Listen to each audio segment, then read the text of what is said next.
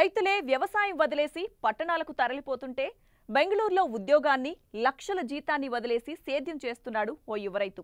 సాంకేతిక పరిజ్ఞానం సాయంతో ప్రకృతి వ్యవసాయం చేస్తున్నారు.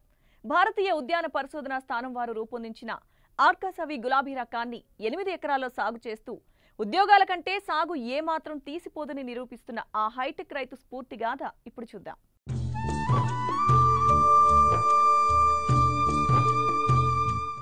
సాఫ్ట్వేర్ ఉద్యోగాలు బోరు కొట్టాయి. ఒకరి కింద పనిచేయడమేంటి, మనమే నలుగురికి ఉపాధి కల్పిద్దామని మరికొందరు.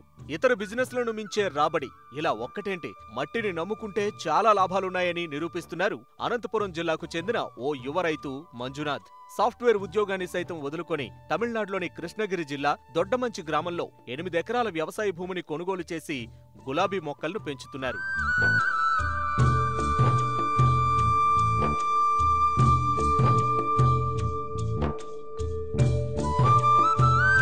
పూలే ఓ అద్భుతం, వాటిలో గులాబీలు మహా అద్భుతం.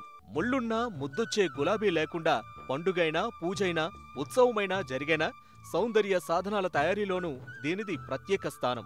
ఇటీవలి కాలంలో గులాబీ సాగు వాణిజ్య రూపును సంతరించుకుని రైతుకు లాభాలు పండిస్తోంది. ఒక్కసారి నాటితే 15 సంవత్సరాల పాటు దిగుబడినివ్వటం, సాగు లాభదాయకంగా ఉండటంతో అనేక మంది రైతులు గులాబీ సాగుకు మొగ్గు చూపుతున్నారు. అయితే ఇటీవల Bengaluru Indian institute of horticulture research centre వారు నూతనంగా ఆర్కాసావి గులాబీ రకాన్ని రూపొందించారు. ఈ రకాన్ని రైతు మంజునాథ్ గారు 8 ఎకరాల్లో సాగు చేస్తున్నారు. నాకు ఈ సాఫ్ట్వేర్ రంగంలో 13 సంవత్సరాల అనుభవం ఉంది.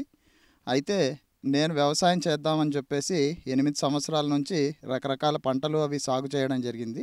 మంచి వాణిజ్య విలువలు కలిగిన పంట ఏదైనా ఉందా అనే రీసెర్చ్ చేయడంతో నాకు బెంగళూరు ఈ తోట పరిశోధనా సంస్థ IIHR Indian institute of horticulture research centre వారి తోడ్పాటుతో మేము ఒక రోజ్ వెరైటీని డెవలప్ చేశాం.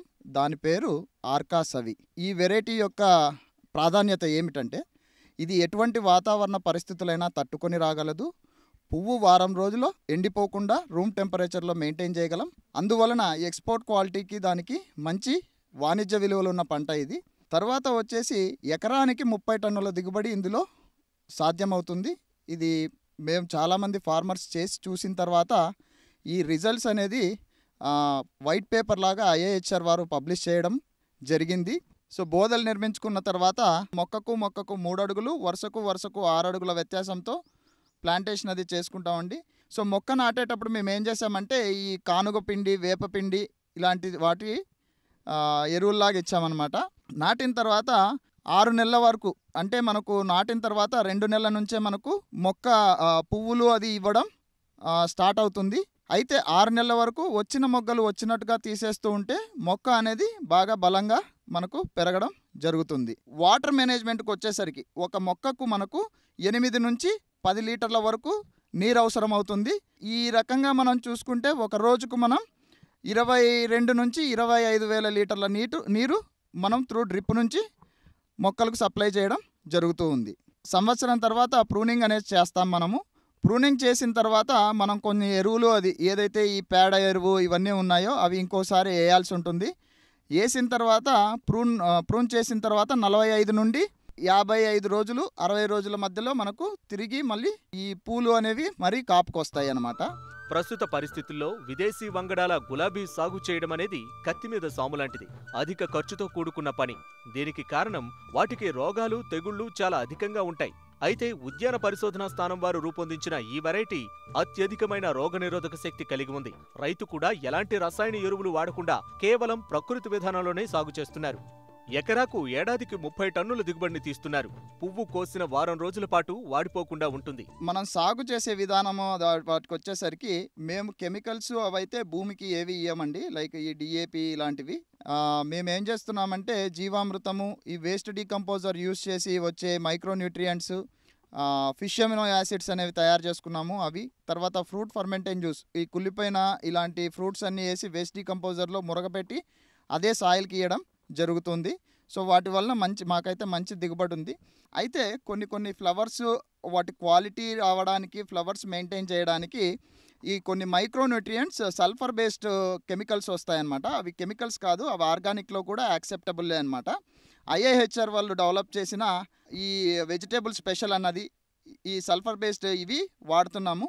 సో అవి వాడటం వల్ల మొక్క మనకు విపరీతమైన కాపు అది ఇలాంటి కొత్త కొత్త కాండాలు అవి వచ్చేసి మొగ్గ అనేది చాలా తొందరగా రావడం జరుగుతుంది.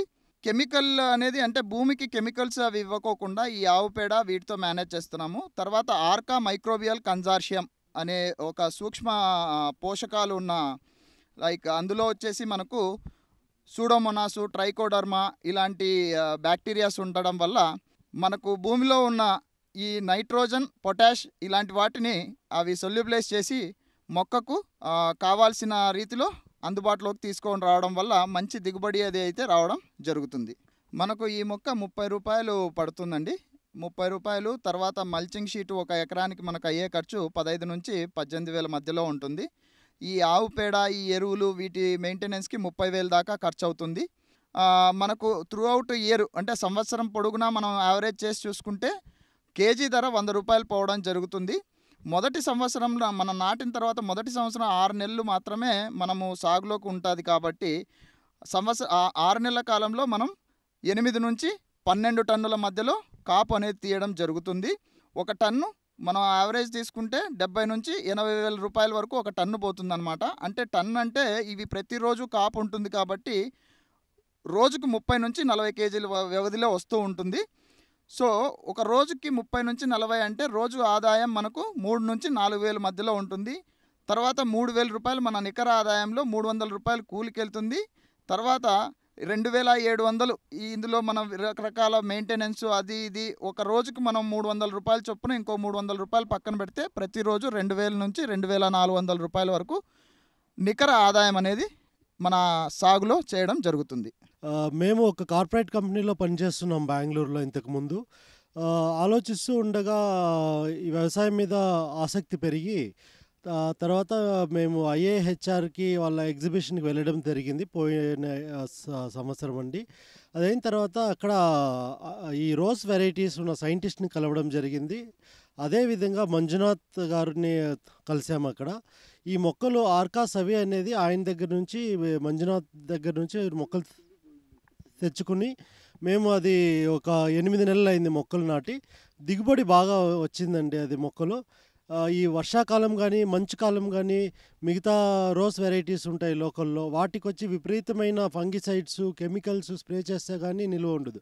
ఇది ఆర్కాసవి నేను నాటిన కాడి నుంచి 15 రోజులు 20 రోజులకు ఒకసారి ఈ మైక్రో న్యూట్రియంట్స్ ఇవి స్ప్రే చేసుకుంటా అండి.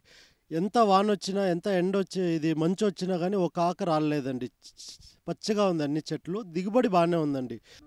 మేము వచ్చి ఇప్పుడు ప్రస్తుతానికి 1 ఎకరా పెట్టామండి.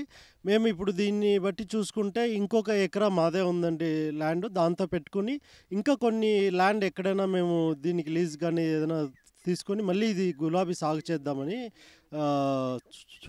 ఉన్నామండి. ఏడాదికి ఎకరాకు 30 టన్నులు దిగుబడొచ్చినా మార్కెట్లో సరాసరి కిలో ధర 100 వేసుకున్న 30 లక్షల ఆదాయం పొందుతున్నారు రైతు. అందులో అంటే ఎకరాకు మొదటి ఏడాది 2,50,000 పెట్టుబడి పెడితే మొదటి ఏడాదే తీరిపోతుంది. అంతేకాదు 14 ఏళ్ల పాటు కొద్దిపాటి పెట్టుబడితో నిరంతరంగా ఆదాయాన్ని పొందవచ్చు.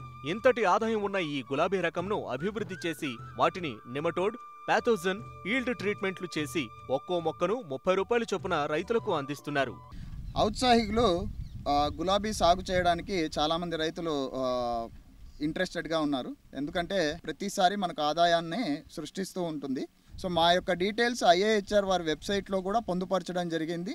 ఐఏహెచ్ఆర్ వారి ఆర్కాసవి ఒరిజినల్ మెటీరియల్ దొరకడం జరుగుతుంది. ఏదైతే 30 టన్నుల దిగుబడి రావడం జరుగుతుందో ఆ యొక్క మొక్క మా దగ్గర మాత్రమే దొరుకుతుంది.